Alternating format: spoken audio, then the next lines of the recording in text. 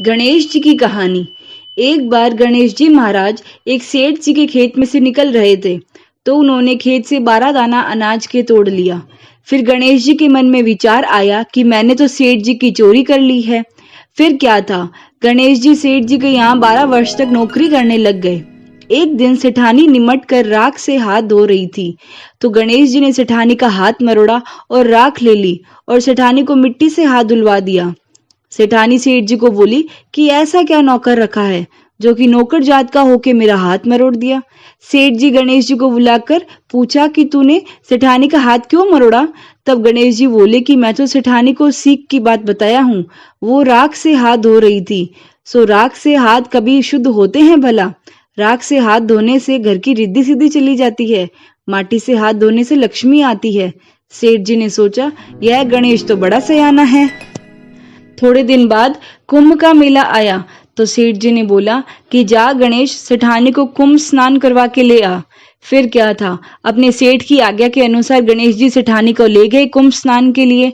वहां सेठानी किनारे पर बैठकर नहाने लग गई, तो गणेश जी ने सेठानी को आगे ले जाकर गोता लगवाकर स्नान करवा दिया। घर आकर सेठानी सेठ जी से बोली कि देखा ये गणेश का काम, मेरी इज्जत ले ली, इतने सारे आदमियों के बीच मुझे घसीट कर आगे ले जाकर स्नान करवा के ले आया। फिर सेठ जी गणेश जी को बुलाकर पूछने लगे, तो गणेश जी बोले, सेठानी किनारे पर बैठकर छबलका कर रही थी, सब कोई के स्नान किए हुए जल से नहा रही थी। सो अच्छे शुद्ध वाले जल से स्नान करने से अगले जन्म में बहुत बड़ा राजा और राजपाट मिलेगा, यही सोच के सेठानी को आगे ले जाकर स्नान करवा के ले आया। फिर सेठ जी सोचने लगे कि यह गणेश तो बड़ा सयाना है। एक दिन घर में होम हो रहा था। सेठ जी बोले कि जा गणेश, सेठानी को होम में बैठने के लिए बुला के ले आया। फिर गणेश जी सेठानी को बुलाने के लिए गए। सेठानी काली आंगी पैर से चलने लगी, तो गणेश जी ने आंगी फाड़ दी और बोले कि लाल आंगी पैर से चलो। सेठानी को गुस्सा आ गया और वो सो गई। सेठ जी ने आकर पूछा कि क्या बात है। सेठानी बोली कि यह गणेश ने मेरी आंगी फाड़ दी।